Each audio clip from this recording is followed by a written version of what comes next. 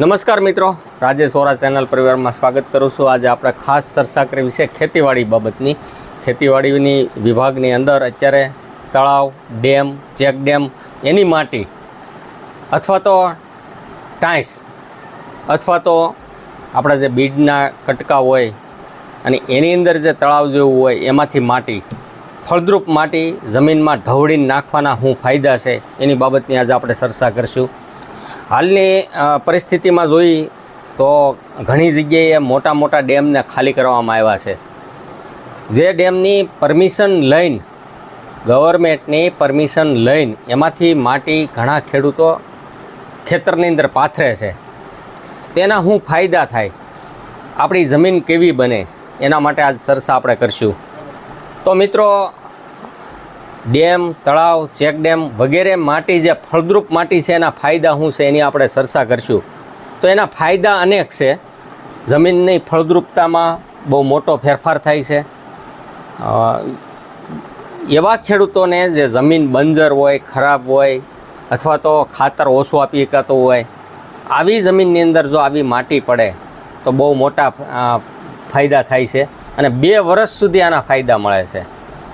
બીજી જો વાત કરું તો જમીનની હેરફેર થવાના કારણે, દાખલા કે ચેક ડેમ હોય, તળાવ હોય, એમાંથી ઘણી જગ્યાએથી પાણીનો પ્રવાહ ડેમની અંદર જાય છે અને એ માટી નીચે બધું ભેગું થાય છે।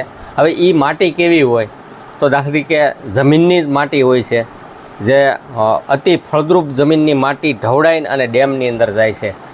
જ્યારે પાણી નીલ થઈ જાય અને એવી માટી આપણે ભરીને ટ્રેક્ટરમાં, જેસીબીથી કે ટ્રેક્ટરમાં ભરીને પાથરીએ એટલે બહુ મોટા ફાયદા એમાં સમાયેલા છે। જમીનનું સેન્દ્રિય તત્વ સુધરે છે, સાથે સાથે પીએચ પણ સારો બને છે।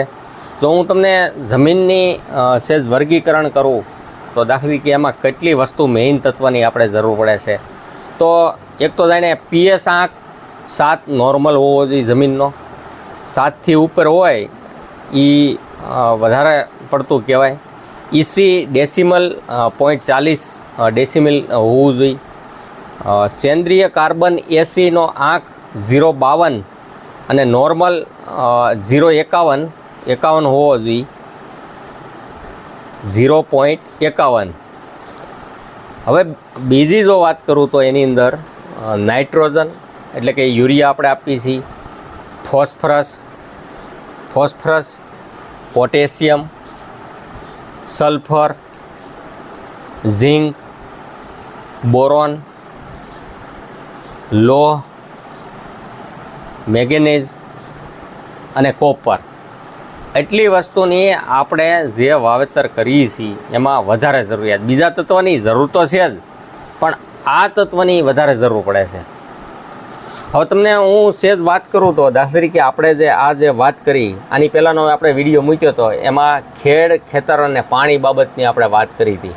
ખેડ, ખેતર અને પાણી, ખેડનો વિડીયો મૂક્યા, હજી અમુક ખેડૂતોને હજી જમીનમાં ખેડવાનું બાકી હોય તો એવા લોકોને અત્યારે આ બહુ બેસ્ટ સમય છે।